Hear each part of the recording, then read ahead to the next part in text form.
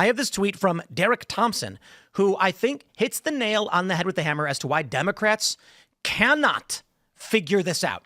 Derek Thompson, of course, from The Atlantic writes, what Democrats really need is a way to reach people, especially young men who aren't consuming political news at all. My plan, if donors are listening, is that Democrats should create a men's health sleeper cell movement. You astroturf liberal Joe Rogan by paying a bunch of ripped, great-looking male influencers to do 3 years of non-political stuff, historical conspiracies, weird health-ish, supplement advocacy, etc., and then in August of 2028, they're all contractually obligated to go, oh, by the way, vote for the Democrat. What I absolutely love about that is he's saying, I know, let's trick people into voting Democrat, which didn't work the first time. And additionally, this is what they did in 2016. Prominent personalities and celebrities all came out and said, yay, Democrat. The issue is you have weird policies.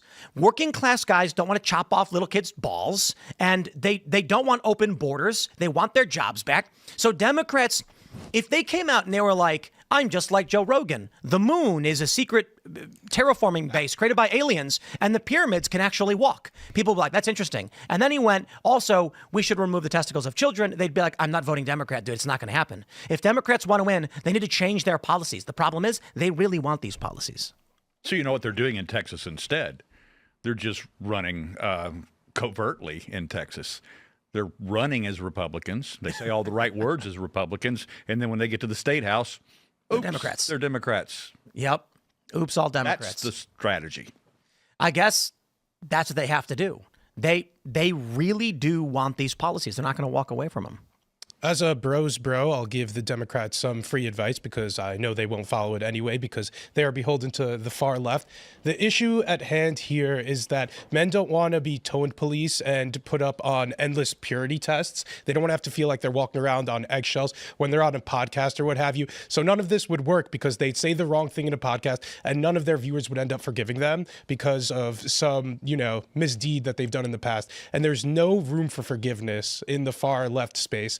It's just an endless firing squad on one another. So that's why I don't think this stuff is going to pan out for them. The bros need space to feel comfortable being themselves, being a little bit off-colored, and that is no longer permitted at all in these leftist spaces. So men are ostracized out of their spaces, especially young men, and I don't think there's a very effective way to bring them back in at this point. I mean, young men know how the Democrats have looked at them and spoke about them for the past 2 decades, probably. I don't think that there's going to be any confusion among young men when it comes to the position the left have regarding young men. It's been so overstated, or it's been drilled into society, essentially. You've got it all over pop culture, the doofy husband that wouldn't be able to function if it wasn't for his brilliant wife that does everything. That's something, that trope has been trotted out in every sitcom, in every, Finish real quick. I mean, it's in everywhere that you look, and that's just the tip of the iceberg. It's everywhere that men are considered bad, toxic masculinity. Men are looked at as the problem, and women are looked at as the solution, according to Democrats. But there's no hiding that. I want to push back in that while I would argue that the sitcom problem we have is that everybody hates marriage is the bigger issue. Homer Simpson is a moron who just magically succeeds at everything he does no matter what. And Peter Griffin is much the same, right? They actually made a joke about it where Peter has a helicopter and Joe is like, how can you afford these things? So they have the idiot, doofy, fat husband trope, but at least as far as it goes with like Simpsons and Family Guy, Homer's an astronaut. He went to space. Yeah, I mean, so fair enough.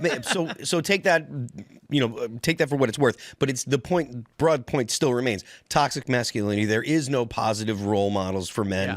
Yeah. The idea of masculinity is looked at as overall just bad. So fair point on Homer and stuff like that. But I think that the overall point still stands. Men have been demonized by the left. Young men know it. They've seen it. They've grown up with it, and they're not going to be attracted to the left just by Hassan saying, yo, bro, I go to the gym too. That's just not going to work.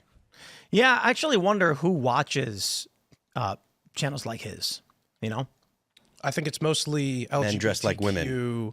Yeah, and probably many manly women. dressed women, you said? I said men dressed like women. Oh. See, where do they go to the restroom, though? Because, see, that's the brilliance on the right, is that if you can demonize them for going, men dressed like women, for going into the women's room, and then they go into the men's room dressed like a woman, it's a big loser. Yeah, I mean, it is, but like it's also and it's better for a man dressed like a woman to go into the men's room than for a man dressed like a woman to go into the woman's room. I believe that. It's tough to pick which one you prefer, I think. Thanks for checking out this clip from Timcast IRL. Make sure to watch the show live Monday through Friday at 8 p.m. Subscribe to this channel, and we will see you all there.